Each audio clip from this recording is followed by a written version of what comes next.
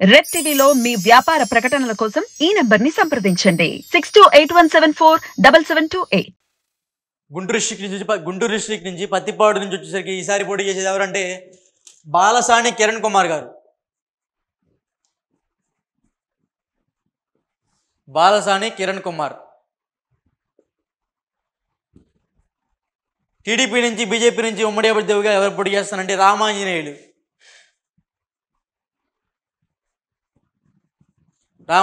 పోటీ చేస్తున్నారు. ఈ రామాంజనేయులు అనే వ్యక్తి మాజీ ఐఏఎస్ ఆఫీసర్ అంట. ఎవరు? మాజీ ఐఏఎస్ ఆఫీసర్ ఈ రామాంజనేయులు అనే వ్యక్తి. సో పత్తిపాడు భాగంగా లాస్ట్ టైం పోటీ చేసింది ఎవరంటే మేకపాటి సుచరిత గారు. ఎవరు? లాస్ట్ టైం మన వైసీపీ పార్టీలో మొదటిసారిగా మినిస్టర్ పదవి బాధ్యతలు చేపట్టిన సమయంలో ఎవరైతే హోమ్ మినిస్టర్గా బాధ్యతలు చేపట్టారో ఆమె పేరు వచ్చేసి మేకపాటి సుచరిత. ఆమె పత్తిపాడు నుంచి ఎమ్మెల్యేగా గెలిచారు. ఇప్పుడు ఆమె పత్తిపాడు నుంచి తాడికొండకి షిఫ్ట్ అయ్యారు ఇన్ఛార్జ్గా. పత్తిపాడు నుంచి తాడికొండ నుంచి ఆమె పోటీ చేస్తున్నారు. సో అదే క్రమంలో పత్తిపాడు నుంచి బాలసాని కిరణ్ కుమార్ అనే వ్యక్తి పోటీ చేస్తున్నారు. టీడీపీ పార్టీ నుంచి రామాంజనేయులు అనే వ్యక్తి పోటీ చేస్తున్నారు ఈ కూటమిలో భాగంగా. వీళ్ళిద్దరి సామాజిక వర్గం వచ్చేసరికి ఇద్దరు ఎస్సీలే. ఈ రామాంజనేయులు అనే వ్యక్తి మాజీ ఐఏఎస్ అధికారి.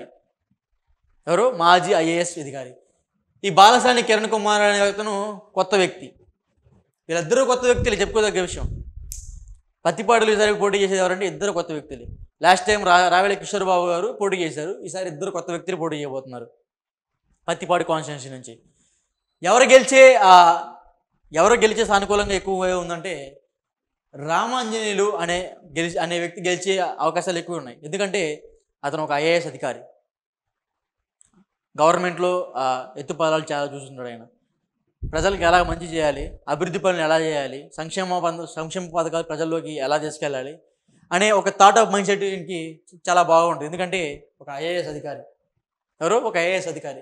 ఈ బాలసాని కిరణ్ కుమార్ వచ్చి ఈయన కూడా కొత్తగా రాజకీయాల్లోకి వచ్చిన వ్యక్తి. అందులో ఒక 300 నుంచి 500 కోట్లు ఉంటే ప్రతి ఓడు ఎమ్మెల్యే క్యాండిడేట్ నిలబడుతున్నారు ఈ మధ్య. సో అదే దాంట్లో భాగంగా బాలసాని కిరణ్ కుమార్ అనే వ్యక్తి కూడా ఎమ్మెల్యే పోటీ చేయడానికి వచ్చాడు. సో వీళ్ళిద్దరిలో గెలుపు అవకాశాలు ఎవరికి ఉన్నాయని చెప్పుకోవాలంటే రామాంజనేయులు అనే వ్యక్తికి గెలుపు అవకాశాలు మొండిగా ఉన్నాయి. ఎందుకంటే ఇతను ఒక 3 సంవత్సరాల నుంచి పత్తిపాడు కాన్స్టిట్యున్సీలో ఇంటింటికి తిరుగుతూ అభివృద్ధి పథకాలను టీడీపీ మేనిఫెస్టోను ఎలా జనాల్లో తీసుకెళ్ళాలి, ఎలా సంక్షేమ పథకాలు మీ ఇంటికి ఎలా వస్తాయని ప్రజల్లోకి దినదిన అభివృద్ధికి చెందుతూ ప్రజల్లోకి వెళ్తూ మమేకం అవుతూ తిరుగుతూ ఉన్నారు. ఈ బాలసాని కిరణ్ కుమార్ అనే వ్యక్తి మొన్న రీసెంట్గా వచ్చారు. సో ఎట్లా లేదని సరే డబ్బు పెడితే రాజకీయాలు ఎవరైనా గెలుస్తారు. కానీ ఇక్కడ ఏంటంటే ఒక ఐఏఎస్ ఆఫీసర్ నిలబడుతున్నాడు. రామాంజనేయులు అనే వ్యక్తి పత్తిపాడు కాన్స్టిట్యున్సీ నుంచి ఒక ఐఏఎస్ ఆఫీసర్ నిలబడుతున్నాడు. సో జనాలు కూడా ఆచి తూచి అడిగేయాలని అనుకుంటున్నాము. మా సర్వేలో తెలియదు ఏంటంటే టీడీపీ కూటమిలో గెలిచే అవకాశాలు ఎక్కువని కనబడుతుంది మాకు. టీడీపీ, బీజేపీ, జనసేన ఈ కూటమిలో గెలిచే అవకాశాలు అయితే ఎక్కువ కనబడుతున్నాయి. సో వీళ్ళు ఇక్కడ వచ్చేసరికి పత్తిపాడు కాన్స్టిట్యున్సీలో 2,10,000 ఓట్లు అయితే ఉన్నాయి. ఎన్నున్నాయి? 2,10,000 ఓట్లు అయితే ఉన్నాయి. 1,42,000 ఓట్లు స్త్రీలు అయితే ఉన్నారు. మిగతా